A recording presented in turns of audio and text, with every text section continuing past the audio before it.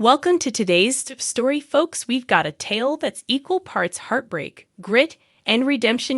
When you think of the gold rush, a lot of names come to mind, but none quite like Tony Beets. This man has been a pillar of strength, determination, and success in the gold mining industry. But even the mightiest can fall. Today, we're diving into a moment that shocked the world. Tony Beets, the legendary king of the Klondike, breaking down, revealing that he's been declared bankrupt. Can you believe that Tony Beets, who's unearthed more gold than most of us can even imagine, facing financial ruin? It's almost like watching a giant. Now, here's the thing, we all love a good underdog story, don't we? But what about when the top dog suddenly finds himself at the bottom? It's a reality check that none of us are immune to hardship, no matter how high we've climbed. And that's where Tony's story becomes relatable, heart-wrenching, but also deeply. Let's rewind a little at the beginning of season 14 of Gold Rush. Now imagine this: you've invested everything you've got, your money, your time, your sweat, into something you believe will pay off. But instead of striking gold, you're met with failure after failure. That's exactly where Tony found himself. The gold output was far less than expected, and the pressure was mounting. By week 17, Tony had only managed to pull in 771 of gold. Let that sink in. He needed thousands more to stay afloat. The walls were closing in, and the very real threat of bankruptcy loomed over his head.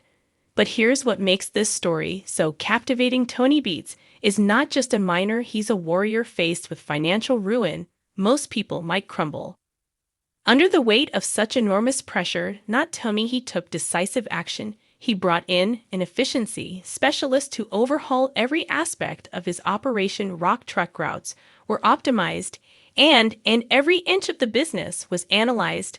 This was a man who wasn't going to go down without a fight. And this, my friends, is where Tony's grit comes into play. You see, the gold mining industry is not for the faint of heart.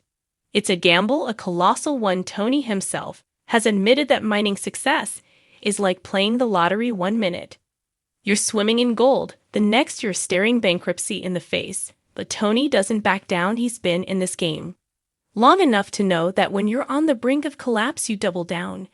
Yet the situation was dire. Equipment failures started piling up, draining both resources and time. It was as if everything was conspiring against him. The mighty dredges, once reliable, broke down. Wash plants that had once run smoothly now sputtered and faltered. But even with the odds stacked against him, Tony wasn't about to quit. His crew, his family, they all looked to him for leadership, and he delivered through sheer determination. Tony led his team through what seemed like insurmountable odds. He knew that the only way out of this financial nightmare was to dig deeper, literally and figuratively. His strategy worked smarter, not just harder. Refurbishing machinery, optimizing workflows, it was all part of his plan to turn things around. And here's where we get to the turning point. Despite the setbacks, despite the looming threat of bankruptcy, Tony's resilience started paying off. Slowly but surely, the gold began to flow again. The once disheartened crew found new hope. You could feel the shift in the air. The machines, newly refurbished, started humming once more, and the team's spirits lifted with each flake of gold that made its way into the salt boxes. Can you imagine the sense of relief after months of uncertainty and looming disaster? Tony Beets managed to steer his operation back from the brink. It wasn't easy, and it didn't happen overnight. But his perseverance paid off. He went from staring down bankruptcy to finding a renewed sense of purpose in gold. So, what can we learn from Tony's journey? Well, life, much like gold mining, is unpredictable. One day you're on top of the world, the next you're fighting to survive. But it's not about how many times you get knocked down, it's about how many times you get back up. Tony Beets didn't give in when things got tough, and neither should you if you're ever feeling like the world's against you. Think of Tony Beets, think of his fight, his refusal to give up, and let that inspire you to keep pushing forward.